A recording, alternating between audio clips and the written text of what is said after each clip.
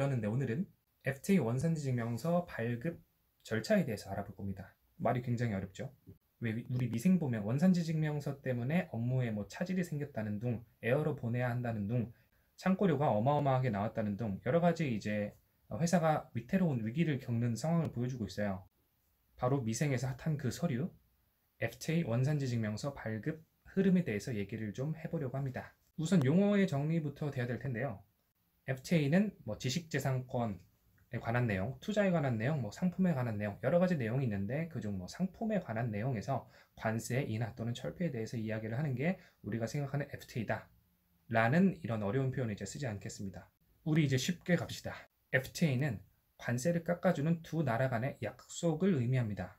예를 들어 한국, 중국과 맺은 FTA라면 한국은 중국산 물품에 대해서 관세를 깎아주고 중국은 한국산 물품에 대해서 관세를 깎아줘야 되는 거겠죠. FTA에서 약속한 원산지 나라에 대해서 그 관세를 깎아주는 혜택을 주는 건 인지상정이겠죠.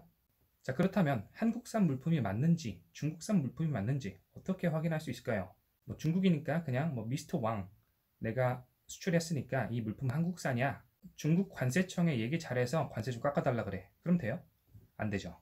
회사 생활은 무조건 서류입니다. 회사 생활이 아니라 사회생활은 무조건 다 서류라고 보시면 돼요. 즉 이게 한국산이 맞는지 중국산이 맞는지, 그래서 FTA의 혜택을 받을 수 있는 물품인지를 알려주는 서류가 즉 원산지 증명서라고 보시면 돼요. 자, 그럼 이제 우리는 용어 두 개를 정리했습니다. FTA는 관세를 깎아주는 것, 원산지 증명서는 그 관세 혜택을 주는 국가가 약속된 FTA의 약속 국가가 맞는지 확인하는 서류.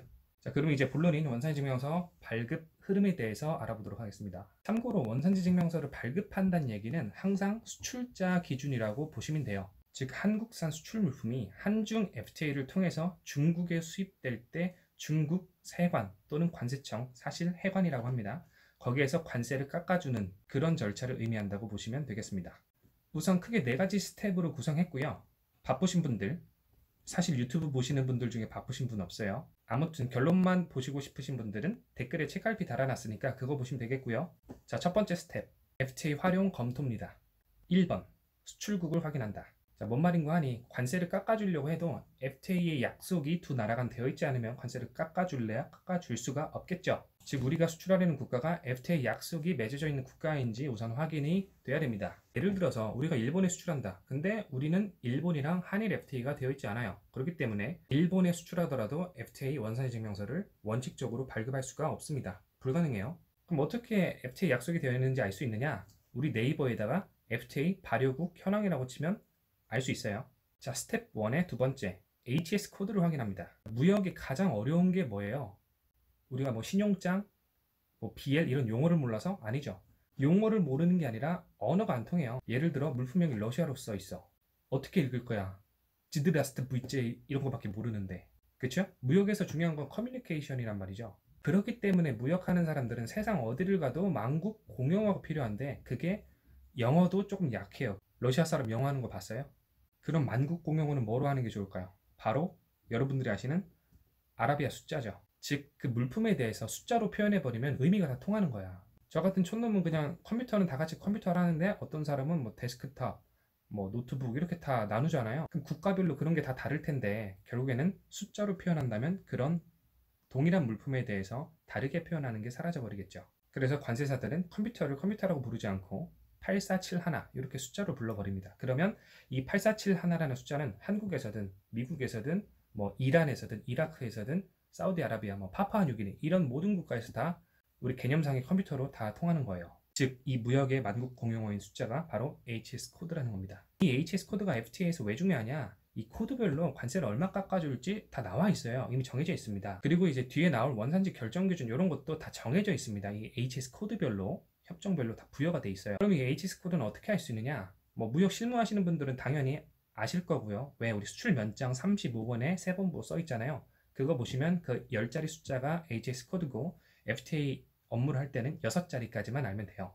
만약 일반인 분이 이 영상을 보고 계신다면 그냥 HS 코드라는 게 있을 수도 있겠구나 라고 생각하시면 되겠습니다. 이런 우리 수출 물품의 HS 코드 6자리를 확인하는 게 바로 HS 코드 확인 절차고요. 자, 그 다음은 관세 혜택을 확인하는 겁니다. 즉 관세율을 확인하는 건데 우리는 그냥 편하게 관세를 확인한다고 보시면 되겠어요. 관세를 FTA를 통해서 깎아준다고 해도 만약 원래 관세가 빵원이었다면 그럼 이거 FTA 원산지 증명서 발급받을 필요가 있어요? 없단 말이죠. 통상적으로는. 근데 만약에 관세는 100원이야. 근데 FTA 원산지 증명서를 갖다 주면은 95원이 된대. 얼마 정도 혜택이 있어요? 5원 정도 혜택이 있는 거예요. 그러면 생각해 봐야지. 이거를 발급할 건지 말 건지. 왜냐면 발급할 때 어떤 우리 회사에 노동력도 들어갈 것이고 관세사의 컨설팅 수수료나 컨설팅 피 이런 것들이 들어갈 거기 때문에 관세 혜택이 얼마나 있는지 우리의 바이어가 얼만큼 원산지 증명서를 정말 절박하게 원하는지 그런 것들을 다 고려해서 비교를 한번 해봐야 되겠죠. 내가 관세 혜택을 받는 거랑 FTA 원산지 증명서를 발급할 때 들어가는 공수나 비용이랑 이제 저울질을 해보는 게 마지막 절차고요. 스텝 2는 원산지 결정 기준을 판정하는 겁니다. 말이 너무 어려워. 전문가들은 이런 용어를 제반 설명 없이 그냥 스스럼 없이 씁니다. 하지만 우리는 너무 어려워요. 쉽게 가야죠. 원산지 결정 기준이란 우리나라의 수출 물품이 한국산인지 한국산이 아닌지 결정해주는 기준이라고 생각하시면 되겠습니다. 원산지 결정 기준은 사실 여러 가지가 있는데 오늘은 3가지 정도만, 너무 많이 배우면 머리 아프잖아요. 그래서 3가지 정도만 이해하시면 되겠고, 자, 완전 생산 기준, 세번 변경 기준, 부가가치 기준. 아, 머리 아파요. 너무 많아서. 그죠? 첫 번째로 완전 생산 기준. 주로 우리가 동물이나 식물 또는 그로부터 나오는 생산품들, 예를 들어 뭐 소고기를 수출한다, 예를 들어 식물들을 수출한다, 또는 뭐 광산물을 수출한다, 이럴 때 이런 1차 상품들에 적용하는 기준이고요. 우리나라에서 열심히 그 동물을 키웠냐, 혹은 식물을 재배했냐, 아니면 광물을 캤냐, 이런 것들이 기준이 되는, 그래서 그 기준이 충족이 되면 한국산으로 인정받아서 원산지 증명서를 발급할 수 있는 그런 기준이에요. 자, 두 번째는 세번 변경 기준인데, 원재료의 HS 코드랑 완제품의 HS 코드가 서로 다르다면 한국산으로 인정받을 수 있는 기준입니다. 벌써 머리가 너무 아파요. 너무 어려워서. 예를 들어 초콜릿이 완제품이면 거기 들어가는 코코아 메스는 원재료가 되겠죠. 근데 아까도 말씀드렸듯이 각 물품은 하나의 HS 코드를 고유하게 갖고 있습니다. 아, 처음 설명드렸나요? 아무튼 그럼 카카오 메스도 HS 코드를 가지고 있고 초콜릿도 고유의 HS 코드를 갖고 있어요. 그러면 결국엔 카카오 메스가 초콜릿으로 제조 가공이 한국에서 이루어졌다면 원재료인 카카오 메스의 HS 코드가, 즉 완제품인 초콜릿의 HS 코드로 바뀌는 거잖아요. 즉 원재료의 3번이 완제품의 3번으로 변경됐다고 해서 3번 변경 기준을 충족하는 것이라고 볼 수 있겠습니다. 세 번째, 부가가치 기준은 뭐 간단하게만 설명드리면 수입산 원재료 30원 어치를 가지고 우리나라에서 막 열심히 제조 가공해서 10만 원어치 제품을 만들었어요. 그러면 부가가치가 창출된 게 어마어마하죠. 여러분들이 이해하는 바로 그 부가가치. 비록 수입제 원재료를 썼을지라도 우리나라에서 그만큼의 부가가치가 많이 발생했다면 원산지로 인정해주는, 즉 한국산으로 인정해주는 기준이 부가가치 기준입니다. 자, 이렇게 간단하게 3가지 기준을 봤는데 이 기준들은 우리가 임의적으로 선택을 할 수 있는 게 아니고요. FTA 약속된 국가별로 그리고 HS 코드별로 다 이미 픽스가 돼 있어요. 그래서 그 픽스된 원산지 결정 기준에 맞게 준비를 하셔야 되는 겁니다. 자, 스텝 3. 원산지 결정 기준을 판정했다면 그 판정 결과에 따른 조치를 해야 되겠죠. 근데 이 조치는 2가지로 나뉠 수가 있습니다. 첫 번째는 원산지 결정 기준 판정 결과 한국산이 아니에요. 즉 기준을 충족 못해서 한국산이 아닌 것으로 나온 것들은 업무가 종결되죠. 즉 업무를 더 이어나갈 필요가 없어요. 왜? 한국산이 아니면 FTA에서 약속된 관세 혜택을 받을 수가 없는 건 당연하잖아요. 그래서 업무가 통상적으로는 종결됩니다. 물론 전문가분들은 뭐 미소 기준 검토해봐야 되는 거 아니냐, 누적 기준 검토해봐야 되는 거 아니냐, 그건 관세사들끼리만 얘기합시다. 그런 용어 너무 어려워요. 그런 것들은 실제 상황에 부딪히면 관세사랑 협의를 해서 해결하는 걸로 이해하시면 되겠습니다. 그렇다면 만약에 한국산이 맞는 것 같다라고 결론이 나온다면 이제 본격적으로 서류를 준비를 해야 되겠죠. 원산지 소명서란 서류, 원산지 확인서란 서류, 뭐 제조 공정도, 거래 증빙 이런 것들을 엄청나게 구비를 하셔야 되는데 그런 것까지는 이 영상에선 소개해드리지 않을 겁니다. 별도로 영상을 하나 전문가용으로 제작을 할 테니까 그때까지 기다려 주시고요. 서류 구비는 보통 이제 관세사들과 같이 협조를 해서 구하니까 걱정 안 하셔도 돼요. 자, 4번째 스텝은 원산지 증명서 실질적인 발급입니다. 열심히 아까 말했던 소정의 서류들을 구비를 해서 원산지 증명서를 발급을 얼른 해가지고 오매불망 수출자의 원산지 증명서만을 기다리는 중국의 수입자들을 위해서 보내줘야 되겠죠. 그래야 우리나라의 수출 물품은 관세를 덜 내고 수입이 될 수가 있을 거니까요. 자, 원산지 증명서 발급 방법 정도만 체크하고 지나가겠습니다. 자, 발급 방법에는 기관 발급과 자율 발급이 있어요. 또 머리 아프죠? 자, 말은 어렵지만 여러분들 사는 곳 근처에 혹은 근교에 상공회의소가 있습니다. 세관도 있지만 세관이 익숙하지가 않잖아요. 그런 기관에서 원산지 증명서를 발급해 주는 것을 기관 발급이라고 합니다. 뭔가 발급하기 조금 어렵겠죠. 그리고 두 번째 발급 방법은 자율 발급인데, 우리 수출하거나 혹은 수출 안 해보신 분들은 택배 보낼 때 송장 같은 거 작성하죠. 수출할 때도 그런 송장을 작성한다고 보시면 되는데, 그런 우리 같은 수출자가 작성하는 송장에 원산지가 한국산입니다 라고 기재를 해서 돈이 빠지게 기다리는 수입자한테 보내주는 제도를 자율 발급 제도라고 해요. 뭔가 발급하기 쉬울 것 같죠. 기관을 거치지 않으니까. 맞습니다. 발급하기 좀 쉬워요. 이런 발급 방식은 우리가 선택할 수 있는 게 아니라 우리가 FTA를 맺은 국가별로 정해져 있는데, 그 기준이 명확하게 나눠져 있지는 않습니다. 다만 우리 중국, 인도, 그리고 미국, EU의 국가로 한번 간단하게 설명을 드려보죠. 중국과 인도의 경우에는 미국과 EU에 비해서는 서류 위조의 확률 혹은 서로 간의 상호 신뢰성 등이 조금 낮을 거예요. 그렇다면 자율적으로 발행한 것보다는 한번 공신력 있는 기관을 거쳐서 나온 기관 발급 방식을 선택하는 게 낫겠죠. 그래서 그 협정에서는 기관 발급 방식으로 강제하고 있습니다. 그런 국가들은.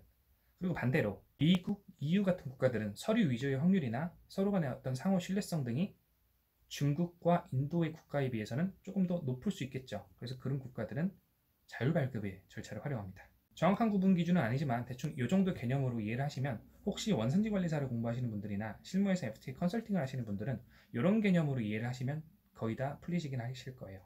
자, 그럼 이제 마지막 스텝입니다.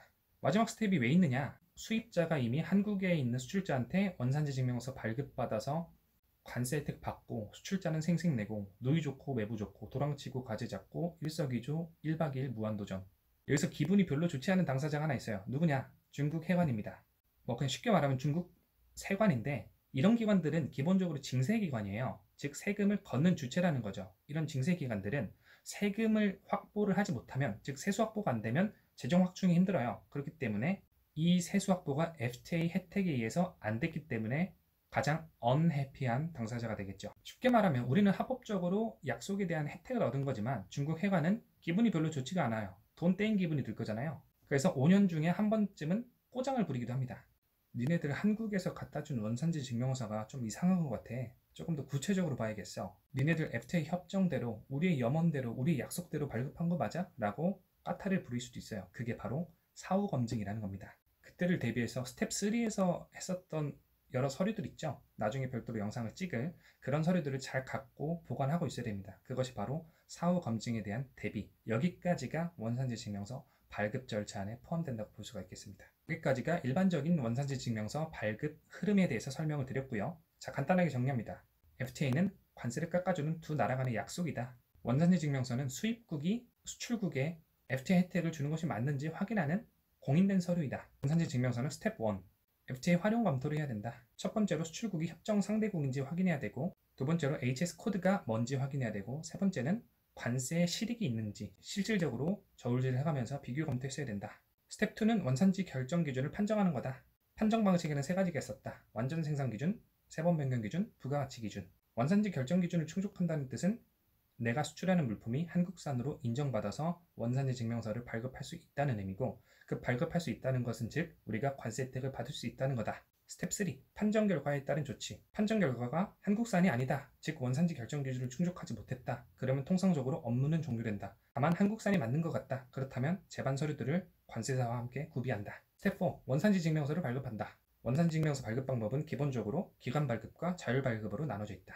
그리고 발급한 서류는 수입자한테 보내주면 루틴적인 업무는 끝난다. 그리고 마지막으로 그리고 스텝 5. 수입국 세관의 사후 검증을 대비해서 서류를 보관한다.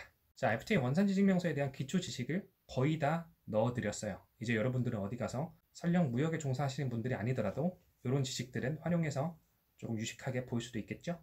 이제 다시 유튜브로 돌아가셔서 미생의 원산지 증명서 클립을 확인해 보세요. 그러면 그 사람들이 왜 이렇게 힘들게 원산지 증명서를 발급하려고 하는지 조금 더 재미를 느끼실 수도 있겠습니다. 원래는 처음에 뭐 식품 수입 신고 절차라든지 뭐 검역 방법, 이런 좀 어려운 거를 얘기를 하려고 했는데 조금 쉬운 것부터 접근했어요. 그래서 어떤 거 촬영할지 아직 안 정했으니까 댓글로 알려주시면 제가 그거에 대해서 알고 있다면 촬영해서 올리는 걸로 하겠습니다. 오늘은 여기까지입니다. 안녕. 구독 누르고 가세요.